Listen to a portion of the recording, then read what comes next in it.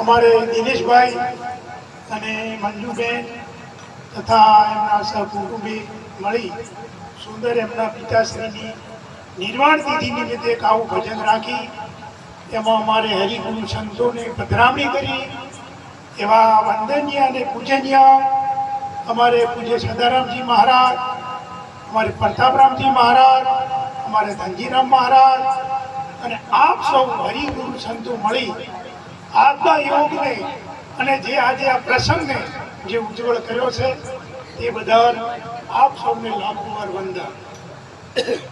વિશેષમાં માતા પિતા દરેકના ગુજરી જતા હોય છે અને દરેકના માતા પિતાની પાછળ કંઈક 12 દાડા કદાચ કોઈ હવા મહિનો આવું બધું આપણી રીત રિવાજ પ્રમાણે કરતા હોય છે. પણ અમારે આ દિનેશભાઈ તમે જુઓ, એ મને મહિના પહેલા ફોન કર્યો કે ગુરુ મહારાજ આપણે મારા પિતાશ્રીની તિથિ નિમિત્તે ભજન રાખવું છે.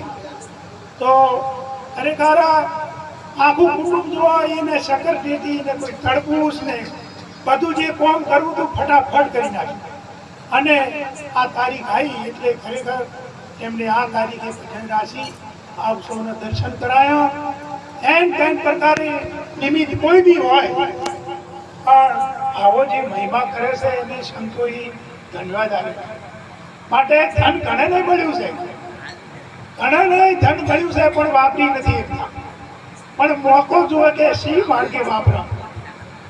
કદાચ ના વાપરતા હોય ને કોક ને કોક આવે તો કોઈ દવાખાનું આવેલું, કોઈ વળી ગણ કોઈ આવે તો કદાચ પોલીસ થાણું આવેલું કે કોક ને કોક એન પ્રકારે ધન જાતું રહેવું છે. પણ આવા હરિગુરુ સંતોની જે બદરામણી કરી અને એક પરમાર્થી કાર્યમાં જે વાપરે છે એમની જનતાને ધન્યવાદ છે. વિશેષમાં ભક્તરાજ અમારે દિનેશભાઈ, વિચાર કરો કે આપ સૌ એમને જાણતા હશો, વ્યસનમાં પણ એટલા બધા હતા અને સ્વભાવના પણ એવા હતા. અમારે ભોપાલનગરના મજૂર જતા તો કહેતા કે દીનો ખરાબ છે, કળ કરીને ઘણી હોમ જ નથી કરવા, બોલ બોલ હાલ રેવા દો, બતલાવજો હો, રેવા દો હાલ. જો સંતો કી સંગત મરણે ના મૂકીએ અને લઈએ 4 દિવસનો લાભ માટે આ મનુષ્ય દેહ મળ્યો છે ને તો રખે ચૂકી જાવ દાવ. એમની દીકરીઓ બોલતો કેટલી સંસ્કાર, ભલે અમારે અહીંયા ઋષિ ભલે ખેતીનું કામ કર્યું છે પણ તમે જુઓ તો કેટલા અઠવાડિયામાં એકવાર અમને ફોન આવતા, આખી ઘરની ફેમિલી બધી મારી સાથે. અમારું જોડે આખું કુટુંબ છે. મારું દિનેશભાઈનું આખું કુટુંબ એક દોયડે પરોઈ ગયું છે. મારું કુટુંબ કહેવાય અને મારા કુટુંબની અંદર સુખ હોવું જોઈએ, દુઃખ ના હોવું જોઈએ. અને કારણ કે સુખ લાવવા માટે એમને મારો સંગ કર્યો. અને જે કોઈ સારા પુરુષનો સંગ કરે તો એનું જીવન ધન બને ને અરે એને વેવાઈ એવા મળે, હારા મળે અને પછી એના કુટુંબ બધું સારું થઈ જાય.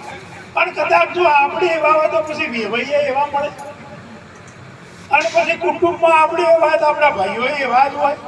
પણ આ બધું કાઢવા માટે કોઈ સારા મહાપુરુષનો આવવાનો સંગ કરી અને એની રીત સમજો. એમ મનુષ્ય દેહ એક રત્ન ચિંતામણી મને સુંદર વાત કરી કે આ પારસમણીની ખોડ છે અને જો આની કિંમત આપણે કરવી હોય તો આવા સંતો પાસે જઈ પોતાની ઓળખાણ કરો કે હું કોણ છું. આ પંચ મહાભૂતોના શરીરમાં આ બોલવા વાળો કોણ છે અને આ શરીર પડી જાય એટલે આ બોલવા વાળો કોણ થાય એની આપણને ખબર હોવી જોઈએ.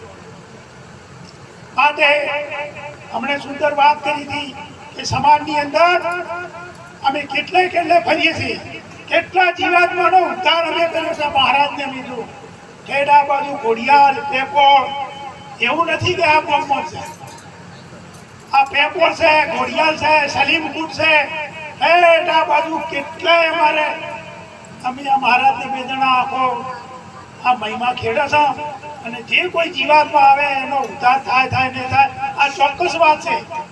જોવાઈ અને શકરટેટીમાં તરબૂચમાં કેટલો ભાવ આવ્યો અને ઘણાને કોઈ ભાવે નથી મળ્યો અને આ ભાવ મળ્યો છે તો એ ભાવમાં આ ભાવ પ્રગટ કર્યો એટલે પરમાત્મા આવે ને એટલે આ જીવન એક રત્ન ચિંતામણી અવતાર આપણને મળ્યો છે. રગડા ઝઘડામાં માટે નથી મળ્યો. કુટુંબમાં હળી મળીને રહેવું, સંતોનો સંગ કરવો, પરમાત્મા હોવાથી પણ વિશેષ છે. આ સંતોના આશીર્વાદ છે કે તમે જે કંઈ બી કરશો સમજીને કરશો તો પરમાત્મા હોવાથી પણ તમને વિશેષ આપશે. એટલા માટે આ અવસર આપણને મળ્યો છે.